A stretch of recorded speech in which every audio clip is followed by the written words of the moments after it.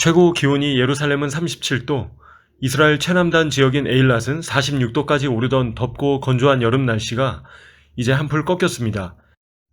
조금씩 선선한 바람이 불며 가을이 다가옴을 느끼는 이때에 이스라엘은 새로운 한 해 5782년이 시작되며 새해를 알리는 새로운 유대력, 바로 티시레이 월이 시작됩니다. 이번 영상에서는 여호와의 절기 중 주요 가을 절기들이 모여있는 티시레이 월에 대해 알아봅니다. 티시레이 월은 니산월을 기준으로 7번째 달입니다. 성경에 기록된 7월은 티시레이 월을 가리킵니다. 7월에는 3개의 가을 절기를 지키게 되는데 7월의 월삭인 초하루에는 나팔절을, 7월 10일에는 속죄일을, 그리고 7월 15일부터 7일간 초막절을 지키게 됩니다.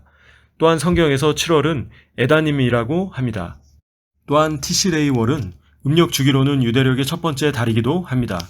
유대 전통에 따르면 아담과 하와가 창조된 날이 티시레이 월 1일이었습니다. 그리고 티시레이 월의 티시레이는 유대 조상들이 바벨론 포로기 이후 예루살렘으로 돌아올 때 가지고 온 바벨론의 이름, 즉 아카드어 단어인 시작을 의미합니다. 포로기 이후부터 티시레이 월은 유대인들에게 신년을 나타내는 첫 번째 달입니다. 현대 이스라엘에서 신년의 중요성은 유월절 등의 다른 절기에 비해 결코 뒤지지 않습니다. 이러한 이유로 티시레이 월은 7월인지 신년의 첫 번째 달인 1월인지 헷갈리기 쉽습니다. 유대 전통에 따르면 유대 연도에는 2개의 머리 또는 기본 참조 지점이 있으며 티시레이 월에서 출발하여 엘루월까지의 1년의 여정과 니산월에서 출발하여 아달월까지의 또 다른 1년의 여정, 즉 2가지 여정이 있으며 이 두 여정이 동시에 존재한다고 믿습니다. 그러므로 티시레이 월은 7월이자 1월로서 중요하고 의미 있는 가을 절기들로 가득한 달입니다.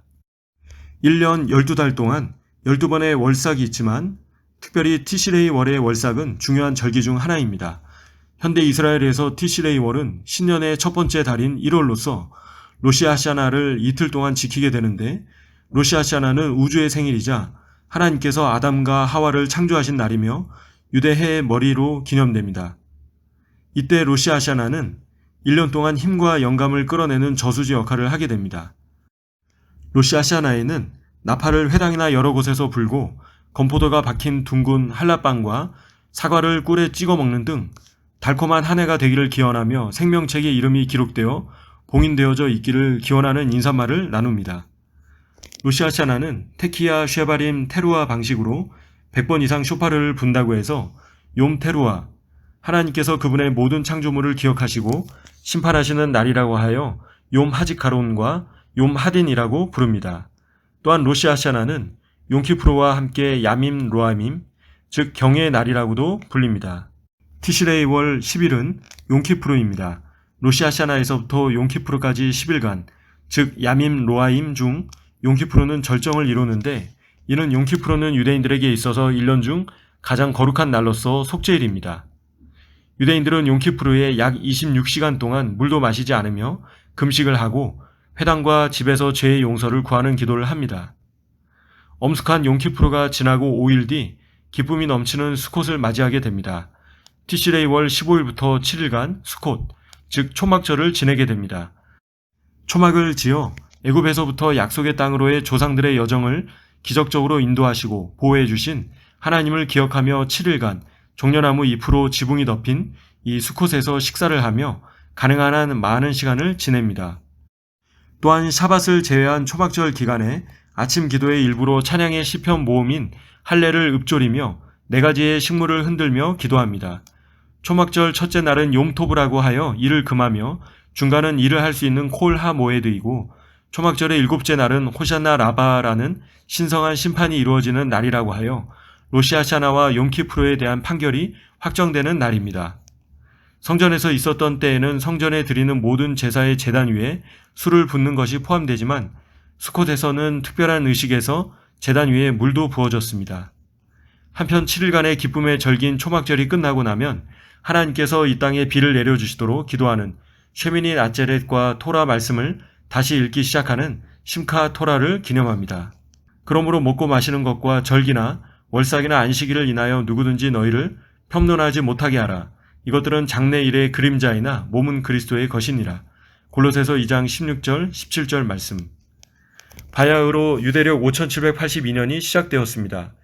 티시레이 월 첫째 날인 로시아샤나, 즉 나팔절을 시작으로 용키프르와 초막절의 절기를 지키게 되는데, 이 세 가지 가을 절기들은 마지막 때 예수님께서 오시는 모습을 예표하는 그림자들입니다. 나팔절은 주님의 재림을 의미합니다.